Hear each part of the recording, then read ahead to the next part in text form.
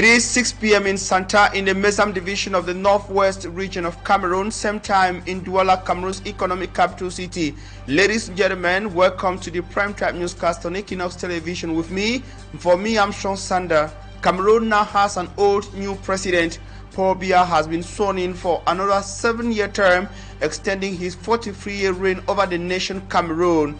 Today's event at the Nguakele Glass House in the nation's political capital city, Yaoundé, marks the 8th consecutive term as president, characterized by woods and wins. His 27th October election victory in Cameroon sparked protests and criticism from Cameroonians from across the board, but also opposition leaders, the United Nations and Western governments, some of whom had their representatives present in Yaoundé today. Perhaps one of the high points of today's event in Yaoundé was the inaugural speech of the president, wrapped in a carrot and stick formula. This and more will be yours in this edition of the news.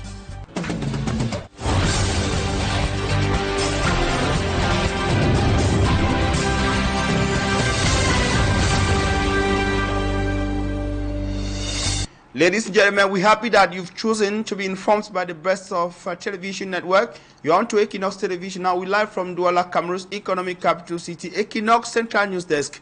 We're starting with the last day of the 3 days announced lockdown and ghost towns across Cameroon. It ended yesterday with activities resuming normally across the National Triangle today, but several shops remain closed in some towns across Cameroon, even in the late hours of yesterday, Wednesday, particularly in Marwa, chief town of the far north region of Cameroon, but also headquarters of the Diamare division of the region. For this reason, a security meeting presided over by the senior divisional officer for the Diamare division urged traders to get their shops open and also drivers to make use of the transport system, which was also paralyzed in the course of the 3 days lockdown. We have details with Malak Glory. The town of Marwa, far north region, this Wednesday remains tense. Empty streets and closed shops at the Marwa main markets, respecting the 3 days announced ghost town across the country. Traders say they can't open their shops until their security is guaranteed. To address the problem, the senior divisional officer of the Diamare urged these vendors to open their shops, promising government security. He was talking during a crisis meeting organized in Marwa this Wednesday, assuring the business people that the government has taken all the necessary measures to ensure the security of markets in Marwa, considered as a sensible area. The SDO ended by reminding the population that he will make a tour of these markets the next day to inspect if activities have resumed and to ensure that his message didn't fall on deaf ears. And that is the atmosphere that characterized most towns and cities across Cameroon, heading to today with a significant event in Yaoundé. Cameroon now, as we told you, has got an old new president. Paul Buea has been sworn in today for another 7-year term, an event that held at the Nguakele Glass House. Call it Paul Buea's Glass House. That is the National Assembly building of the Republic of Cameroon, with a remarkable event, one of which was the speech of the new president, characterized by what observers say that it was a carrot and stick formula. We have details with Staff Lady Annabella. In his opening paragraphs in the swearing-in ceremony, President Paul Buea expressed gratitude to Cameroonians for re-electing him for an 8th mandate. Paul Buea said, by God's grace, he will work for a united, stable and prosperous Cameroon, especially as he benefited from the undisputable confidence of Cameroonians. The head of state calls on Cameroonians both at home and abroad to join forces with him for the task ahead. He continues by saying the presidential election is over and Cameroonians must now concentrate on rebuilding the country and not destroy while shunning hate speech. Paul Buea goes further to say himself and his team have taken time to listen to the preoccupations of Cameroonians in the country and in the diaspora. The hall gave a hand of applause when President Paul Buea insists that during this mandate, focus will be on propelling women and youth in every aspect, especially in the professional and educational sectors. Concerning youth unemployment, Paul Buea says measures have been put in place to foster youth employment and project assistance. The fight against corruption, according to him, will be intensified in the upcoming years. Insecurity in the northwest and southwest regions, as well as the far north region, was a point of focus in Paul Buea's speech. He said efforts are being made by the government and other partners to reconstruct those regions and bring everything to normal through inter-community dialogue. Paul Buea appreciates Elecam. The body, according to him, did a commendable job at organizing the presidential election. Before concluding his discourse, President Paul Buea condemned the post-election violence which led to destruction of property and loss of lives. He sent condolences to the bereaved families and a quick recovery to those who were wounded. During the swearing-in ceremony which took place at the Ngoa Glass House in Yaoundé, Paul Buea pledged to work in the interest of every Cameroonian for the next 7 years. And Douala city dwellers watched President Paul Buea swearing-in ceremony amidst a heavy rainfall, but also a heavy security presence in most junctions of the city, while some Douala city dwellers say that the presence of men and women in uniform was for their safety in a challenging post-electoral atmosphere. Others say that their presence was rather intimidating. Their worries are compiled in the following report by Immaculate Fogwe. Residents of Douala watched the swearing-in ceremony of President Paul Buea on television with heavy rain lashing the city. While the ceremony was ongoing in Yaoundé, the city of Douala was heavily militarized. Since the publication of the list of candidates of the October 12 presidential election by Elecam, security presence has significantly increased, especially in the wake of post-election violence. The defense and security forces were deployed along major junctions in Douala. But how do Cameroonians view this permanent presence of heavily armed men on their streets? I don't fear me anything. I feel secure because we know say they don't already declare our president. While some see it as a guarantee of security, others express discomfort with the proliferation of war weapons in public spaces. For some, this militarization goes beyond maintaining order and is perceived as an intimidation tactic aimed at discouraging any form of protest or claim, whether legitimate or not. I am not really secured. I'm afraid because we know in a country like this, when you are a citizen in Cameroon, you have to be free when you are walking or anywhere you go. But the way the military has been harassing us, there's no liberty again for us. We are not free again to do whatsoever we have to do. We are not free again to walk where we have to walk. Now you will hear they will say that 6 o'clock should not meet you outside, as if you are in prison. As the ruling party's candidate was sworn in, calls for demilitarization and a more relaxed approach to politics have emerged, aiming for long-term stability and peace. And fear has gripped the opposition in Cameroon as arrests have multiplied since the start of the post-electoral unrest. From Jean Cavin about Yono to Parfenvom, several anti-government figures are behind bars. From political activists to civil society actors, many who have expressed views contrary to that of the current regime are being hunted down, often subjected to humiliation. Some have simply been forced to exile out of the country for safety. In a chat with Smart Njikan Gabriel, Philippe Nanga, a human rights activist, says the political terrain is rougher than it was before in Cameroon, with these actors having no choice than to run. Details in the following report. Human rights activist Philippe Nanga says he is still around because he can't abandon the young ones who look up to him. He adds that his wife and kids are really worried about the current political climate, which is targeting all those who disagree with the regime in place. If Philippe Nanga is being monitored, it is not the case with Professor Jean Calvin Abba Oyono, Anise Ikane, Njukam Chameni, who are all behind bars because they had a different view from the government in place. Some were taken in very poor condition, which according to Barrister Sim is kidnapping. Is kidnapping, and I will say it as it is. At 8 p.m., unidentified men in assorted outfits traveled to Chang to arrest a head of a family in front of his children. The man, who was already sleeping, was forced to wake up, and when he asked to dress up, that freedom was denied, dragged out, and then his face covered in a night journey from Chang to Yaoundé on a pickup. While some have been arrested because of their position, others have managed to escape to safer zones for the time being. Amongst them, Barrister Michel Ndoki and Agbogbalan Congo Felix. Human rights defenders say 2 sets of people are being hunted by the regime in power. All of those who are identified to have been at the polling stations are being tracked down by the government, as well as those who are not in agreement with opinions of the ruling government. For the human rights activists, the arrest and threats towards those who don't agree with those in power has taken our level of democracy backwards. I am of the impression that we are 50 years back because participating at a peaceful protest,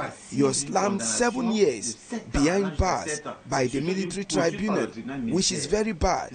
Many of those who are arrested have maybe participated or suspected of wanting to participate in a peaceful protest are prosecuted by the military tribunal, which is not correct. Human rights defenders are now calling on the government to allow freedom of expression and give democracy a chance.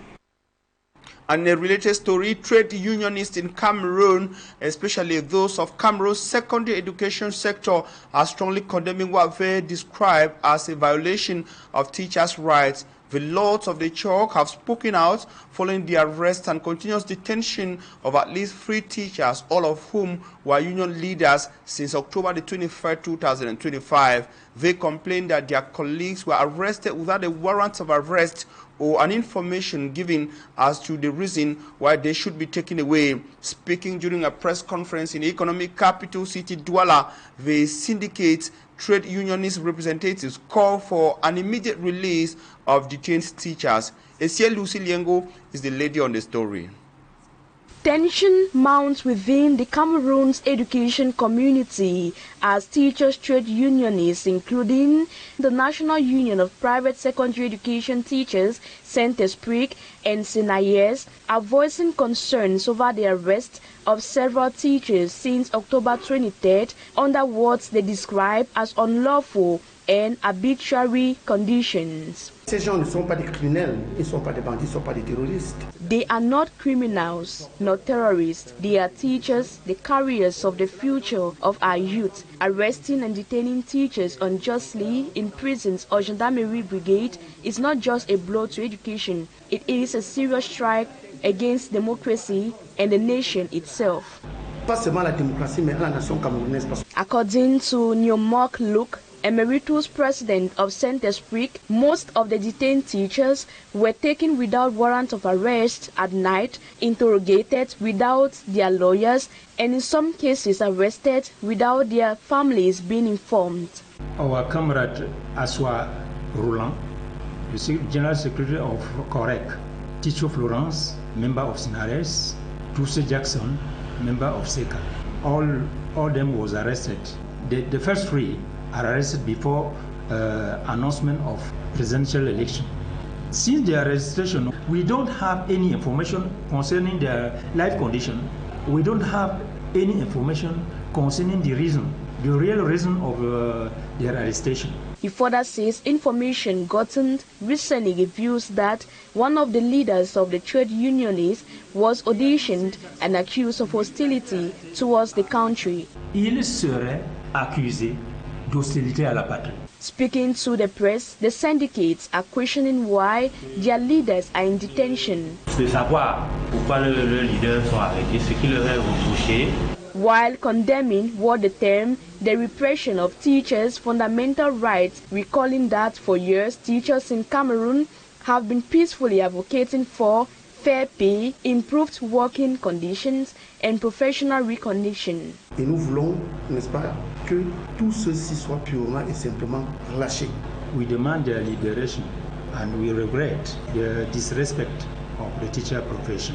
They collectively call for urgent action and the immediate release of their colleagues, insisting that teachers have no connection to the post-electoral protests. And still within the disturbing political atmosphere in Cameroon, the Bishop of Bafang in the Open Camp Division of the West region has rejected a message from the governor of the region congratulating him for staying silent over national issues, especially during the post-electoral unrest.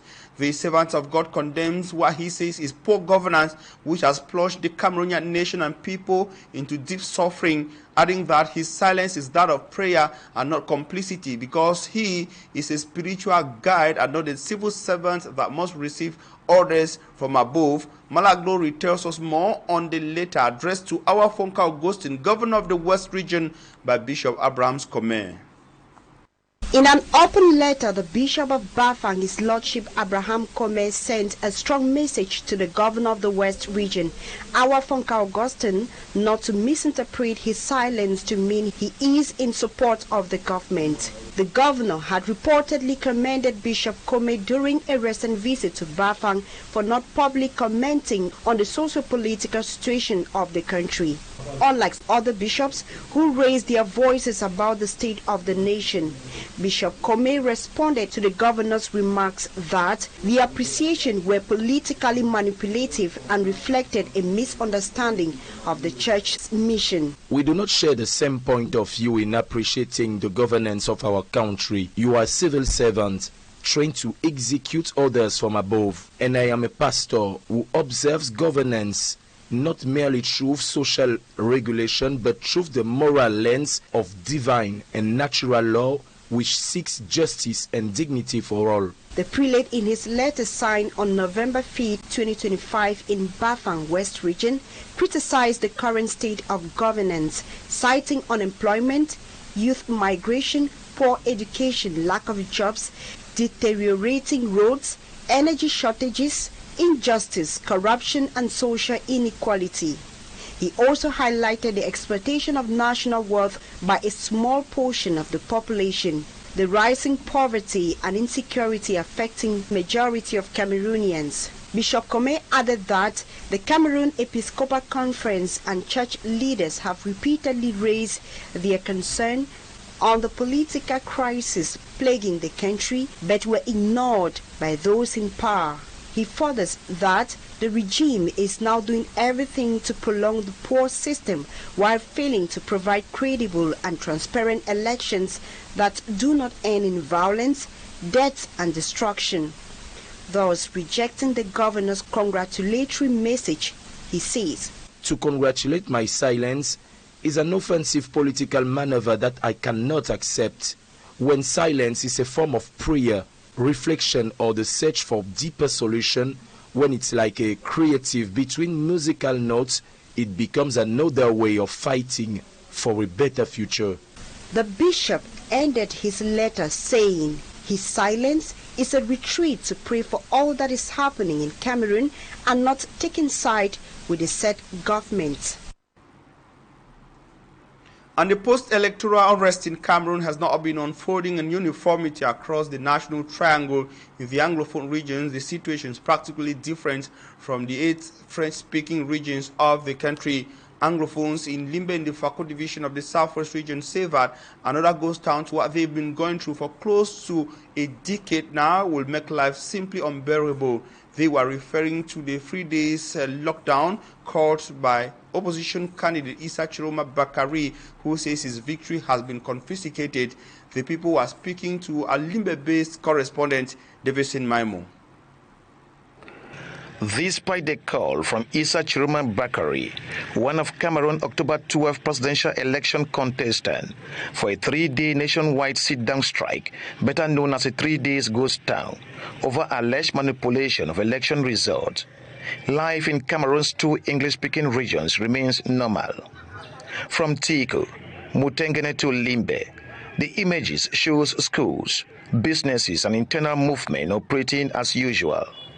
Speaking to some locals in Limbe, headquarters of Fakot Division of the Southwest region, who prefer to remain anonymous, they revealed that having endured nearly a decade of the ongoing Anglophone armed conflict with little support from the people of the Francophone regions, it is time for the latter to experience what the people of the two English-speaking regions have gone through. When we were fighting, they were not there. They were there 11 and us talking how no, like we were there dying.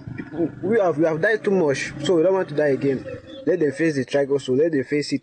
We are too tired. Let us rest a bit. Meanwhile, inside sources say, since the proclamation of the election result, secret security personnel have infiltrated the population, gathering information to better prepare to puncture any move that may jeopardize the stability of this part of Cameroon. The Douala City Council authorities announced a special sanitation plan for Cameroon's largest city some 2 months ago. However, today the reality on the ground remains disturbing as Douala is still struggling to get its streets and markets clean. In the New Bell neighborhood of the Douala 2 municipality, Bonaberi in the Douala 4 and other parts of the city, the disturbing reality is a huge of garbage thrown in road junctions, in markets, and even close to residential areas. An observation made by a reporter on the ground, Cedric Chakochu. More than 2 months after the implementation of a special sanitation plan for the cities of Douala and Yaoundé, unsanitary conditions persist in the country's two largest cities. In Douala, the economic capital, garbage cans are still overflowing with garbages littering the streets. Regardez au Cameroun, on dit Douala, Douala, mon village, ça a dépassé Douala. Est-ce que c'est normal comme ça? Regardez Douala. We are actually in New Douala 2 subdivision, and as you can see behind me, a pile of garbage which till today has been disturbing the inhabitants of this neighborhood. It's been a lot of weeks that the enterprise in charge of collecting these garbages has not passed through this neighborhood, and unfortunately when rain comes it creates a lot of flood, dangerous for the road users who are actually going through this stretch. La poubelle est là. C'est la poubelle qui ferme en sorte que nous on n'arrive pas à marcher partout. À tout moment, c'est pas seulement aujourd'hui, à tout moment quand il pleut c'est comme ça. The Dokpasi Market Douala 3 subdivision looks much the same. Yet months ago, the Douala City Council ordered an emergency plan aimed at transforming the appearance of this neighborhood. However, the inhabitants are confronted to mosquitoes, rats that can affect their health. La poubelle, c'est constamment quand je passe, je retrouve toujours ça. Donc lorsqu'on verse la poubelle là, ça dure beaucoup avant qu'on vienne ramasser. Parce que la poubelle là, avec les mamans là aux alentours là, c'est pas bien. C'est la maladie que pour ils sont là pour nous. S'ils ne sont pas là, nous, on va faire comment nous les enfants. Donc c'est comme une montagne. Plus haut que ça. Et ça dure bien. Ça peut faire pratiquement même un mois là avant qu'on vienne ramasser. From the Douala 1 subdivision to the Douala 2 subdivision, we are at the Douala 4 subdivision. It is the same observation. The inhabitants are complaining of these piles of garbage, which till now is disturbing them. And as you can see behind me, there is a container just on top of this pile of garbages. And according to what the inhabitants told us, the enterprise in charge of the collection of these garbages hasn't passed yet for the past 3 months. Look at, it's not good like this. You have been like more than 1 month even that the place is like this. Reporting for Equinoxe television at Bonaberi Rai, we are Dalashana and Cedric Chakucho. Thank you, Cedric Chakucho. And on to health. Without a transition, health experts in Buea and the Southwest region are urging the local population to consider regular eye check in order to avoid further complications. They say so as cases of health complicated or eye complicated issues are being reported in Buea. As cases in Buea, we learned, range from mild discomfort to more severe conditions. Early detection is being emphasized as the key to safeguarding one's body, most especially the sensitive part, which is the eye. Rex Afon in Buea has more in the following report. Persons in Buea have been identified with different eye diseases. The causes too vary from person to person. So far we've seen a couple of patients, and the diseases are generally as what we expect in the epidemiological region that we are. So a number of patients have allergic eye diseases, A couple of them have need for glasses, glaucoma, cataract, and these are some of the things that we have been seeing. You have some diseases that come with age. Some will naturally come, they occur naturally. So it's not necessarily because of negligence. As far as one has a pair of eyes, he or she may be prone to eye diseases. Checking the eyes regularly can help prevent any damages. Everybody has a pair of eyes. So irrespective of age, you can have diseases that are common in children, you can have in those who are adults. And there are those diseases that are related to age. We always say prevention is better than cure. So please go and have your eyes checked in Natural Eye Hospital so that if there's anything that needs to be addressed, to be addressed as quickly as possible. As part of the celebration of the World Sight Day, the Presbyterian Acha Hospital in Buea has organized a free consultation exercise. With blindness, there are causes that can be prevented. Like it is always said, prevention is better than cure. So those preventable blindness, we always try to bring people to help cure it before it reaches the stages where you cannot reverse it again. Upon arrival, the patients are submitted to a varied range of checks. So when we receive our patients first, what we want to get first from them is their personal information, and then we move further to visual acuity, the eye care of the patient. As many more persons complain of having problems with their eyes, they have been advised to do regular checks, considering the eye is a very sensitive and vital organ of the body. And now the International Criminal Court's Office of the Prosecutor has warned that atrocities committed in El Fasher, Sudan could constitute war crimes and crimes against humanity.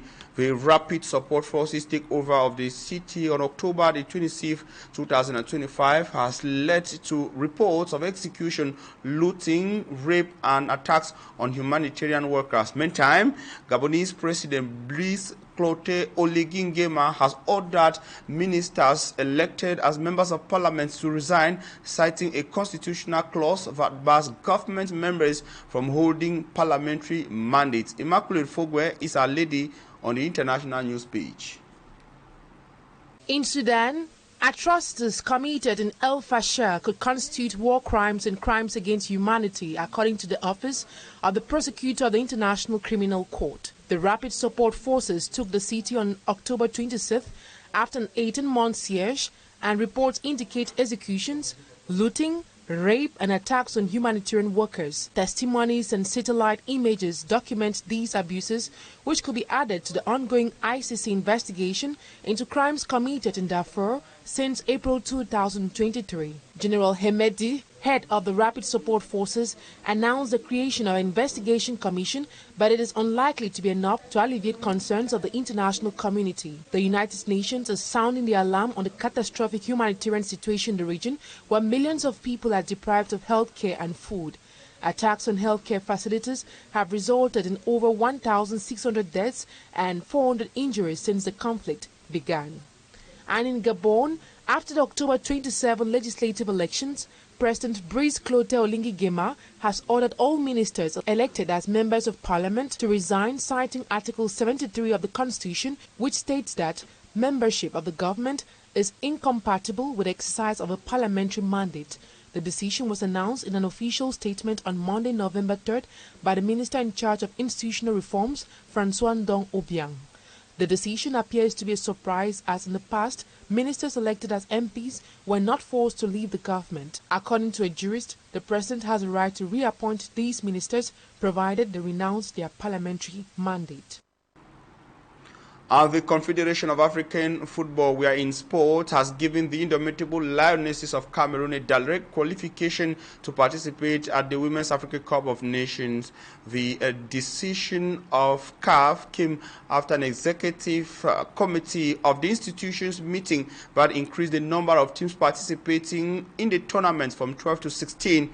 Talking to a sportsman, Simat Njikangebe, a football analyst, Lawrence Kede, said that it is an opportunity for the women of Cameroon to showcase their strength in African women football. Details in this sports report.